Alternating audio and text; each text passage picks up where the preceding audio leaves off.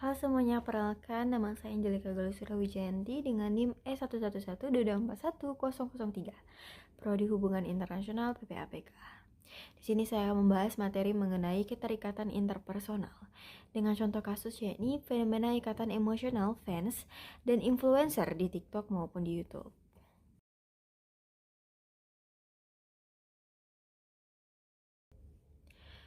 Nah, influencer sering menyapa dengan sebutan akrab seperti bestie atau keluarga, sayang, dan sebagainya macamnya. Mereka membagikan cerita sedih, pengalaman pribadi, dan rutinitas harian. Ketika konten seperti ini muncul setiap harinya, fans merasa mengenal mereka, tahu gaya bicara, kebiasaan, bahkan mood sehari-hari. Nah, masalahnya muncul ketika terjadi kontroversi. Misalnya, konten curhat yang ternyata disetting demi engagement. Reaksi fans biasanya emosional, seperti kecewa, merasa dibohongi, bahkan menganggap hubungan itu rusak. Padahal sejak awal hubungan tersebut tidak simetris. Itu konsumsi konten, bukan relasi personal. Di platform seperti TikTok dan YouTube, kita melihat pola yang berulang. Fans yang merasa sangat dekat dengan seorang influencer, meskipun hubungan itu sebenarnya tidak dua arah, melainkan hanya satu arah.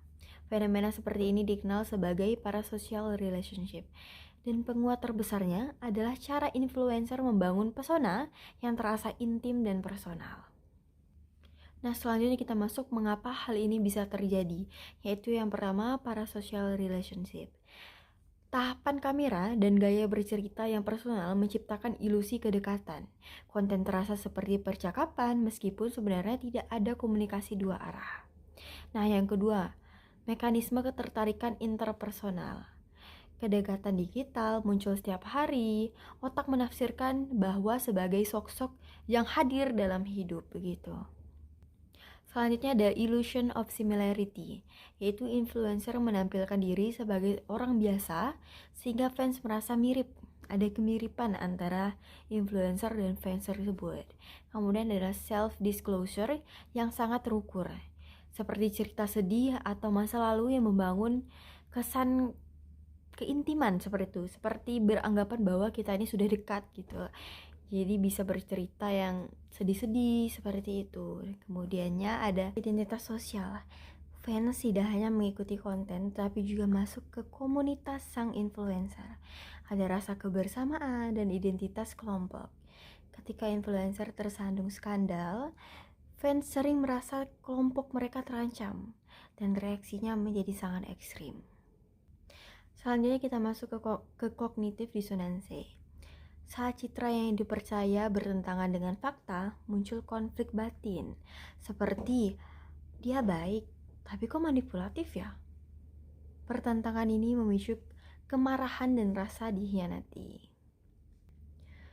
Selanjutnya kita masuk ke bagian dampak utamanya, yaitu yang pertama, ketergantungan emosional.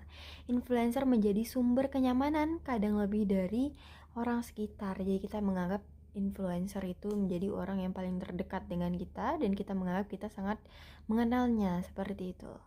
Yang kedua, kerentanan terhadap manipulasi. Kedekatan semu memudahkan influencer mendorong fans membeli produk dan meningkatkan engagementnya demi keuntungan pribadi. Jadi kita tuh jadi lebih mudah untuk dimanipulasi oleh influencer. Yang ketiga, polarisasi komunitas, yakni skandal sering memecahkan fandom seperti kubu pro dan kubu kontra seperti itu. Jadi seringkali influencer ini memanfaatkan fans, jadi memecah belah fans antara A, B, masalah A dengan masalah B seperti itu. Nah, sampailah kita ke bagian penutup, yakni fenomena ini muncul dari kombinasi algoritma, persona intim influencer, dan kebutuhan emosional fans. Ketika ketiganya bertemu, hubungan yang seharusnya sekedar konsumsi konten berubah menjadi ikatan emosional satu arah yang intens. Dan begitu realitas tidak sesuai dengan ekspektasi, dampaknya bisa terasa seperti patah hati digital. Nah, jadi pesan yang bisa diambil yaitu kita harus bijak dalam mengelola internet. Jadi semua informasi, semua hal yang kita terima, kita harus bisa olah dengan baik. Mana yang buruk, mana yang jelek, seperti itu. Sekian dari saya, Angelika Galusura Wijayanti, dengan NIM E11122410003 dari Prodi Hubungan Internasional. Mohon pamit undur diri. Terima kasih telah menonton.